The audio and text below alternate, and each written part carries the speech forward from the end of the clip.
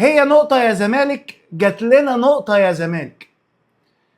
اسمع يا زملكاوي، الفريق واقع بدنيا والفريق واقع فنيا والاداء مش عاجب حد، وانت عارف ان انا اول واحد بطلع واتكلم وانتقد لما الاقي حاجة مش عاجباني، بس مش وقته دلوقتي، لان اللي جاي خلاص مش وقت فنيات، مش تحليل، مش مين غلط ومين صح.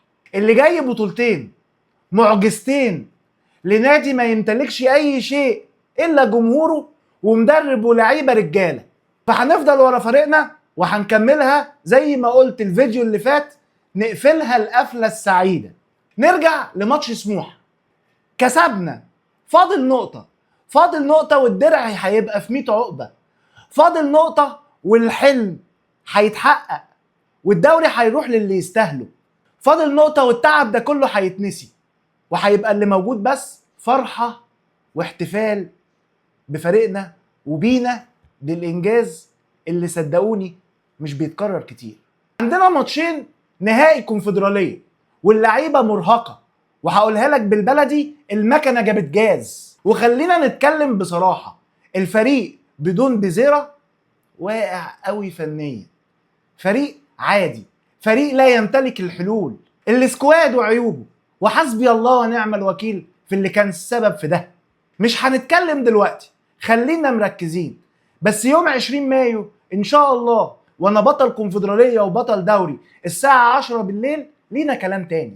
هقول لك على معلومة، انت هتلاعب اتحاد الجزائر وهو متأجل له ماتش قبل الذهاب، وهيتأجل له ماتش او تم تأجيل ماتش قبل العودة. فكروني كده بفريق عندنا كده كان بيتأجل له بالعشر ماتشات ويجي في الاخر ويقول لك زملكة الدولة. اقسم بالله كوميديا سودا. مش عايز اكون متشائم معاك يا زملكاوي، بس حابب اسمع رأيك.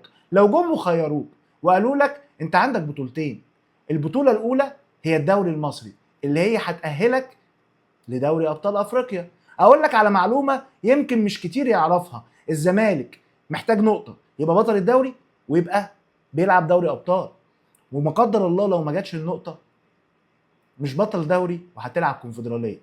فلو بايدك انت كزملكاوي تاخد الدوري ولا تاخد الكونفدرالية، انا بالنسبة لي عايز الاتنين وانت عايز الاتنين. هجيبها لك بمثل تاني، لو بزيرة مثلا ما قدر الله لسه مصاب، غالبا مش هيلعب ماتش الذهاب وجاهز بنسبة 70% في ماتش العودة، تلعبه في ماتش العودة ولا تقول لا خايف انزله ماتش العودة يحصل له حاجة وما يلعبش ماتش سيراميكا؟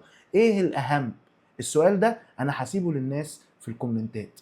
مبروك للزمالك، مبروك لجمهوره العظيم، مبروك لكل واحد تعب، مبروك لكل واحد فعلا جاب اخره وجاب اخر الامبير. زي ما انا قلتها قبل كده، الزمالك هو بطل من الروايات، الزمالك هو البطل الحقيقي. السلام عليكم.